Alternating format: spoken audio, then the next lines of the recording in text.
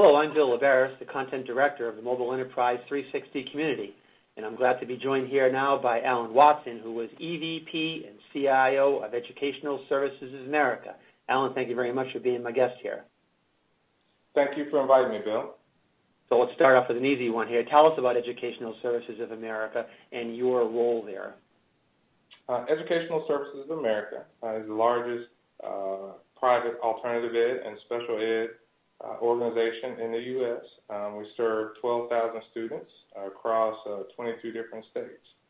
As CIO, it's my responsibility to make sure that we get the right technology in the hands of our students and at the same time provide the right technology for our instructors and our business staff and administrators to support those students. Okay, you've succinctly and yet appropriately described a pretty challenging operation with 12,000 kind of special clients out there, far-flung across 22 different states. How is the success that those student clients achieve tied to your ability in IT to support an anytime, anywhere, any device type of e-learning experience? Well, as you know, students in this day and age are very technology savvy. They have their own iPads and different types of smartphones. So the curriculum that we provide, we have to be able to do that on any device that they may carry.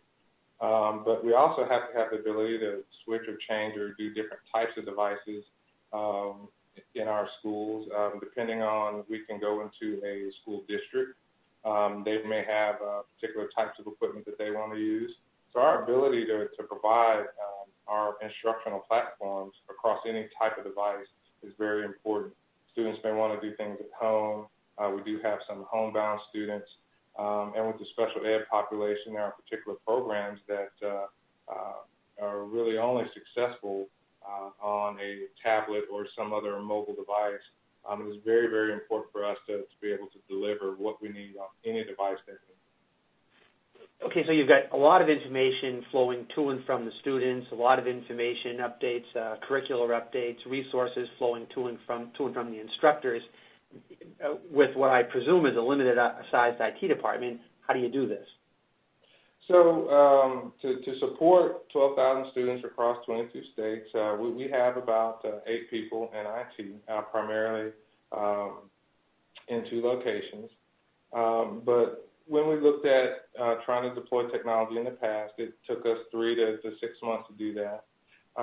So we deployed Citrix virtual desktops and XenApp to enable us to quickly move curriculum across the organization, across all these states. And we can deliver things now in days where it used to take months.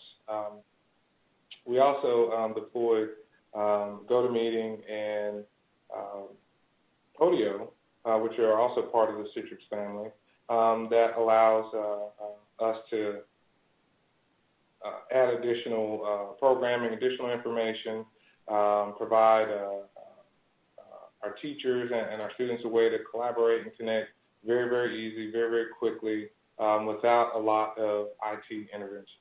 Mm-hmm. You know, it's interesting. You've got a client base, essentially, that's comprised of special needs students, a lot of students at risk, and yet you're pushing out a lot of pretty sophisticated technology at them, yet they don't seem to be experiencing any problems with ease of use. Is that fair to say? That is fair to say. One of the things that as I looked at Citrix technology, looked at their roadmap, looked at what they were doing, ease of use was key, not only for our students, but also for our staff. As you know, our children are very involved in technology all the time, but we also have to think about the teachers and the administrators and those that are not so technologically inclined. So the systems we deploy have to work for them as well. Our teachers need to know how to use GoToMeeting as well as our students, and it's been very, very easy for us to deploy these tools because of the ease of use. And a larger part of that with the Podio platform, you know, as we look at all the different things we do, look at the students using it, look at the staff using it, and as we pull more things into this platform, retrain our staff, which is a significant cost. And it also helps our staff understand what the students are doing because they're using the same platform. Mm-hmm. All right. Well, terrific story, Alan Watson, and a great job you folks are doing over there at Educational Services of America. Alan Watson, thank you very much for being my guest this morning. Thank you, Bill. I appreciate it. And I'm Bill Laveris from IDG saying thank you for joining us today as well.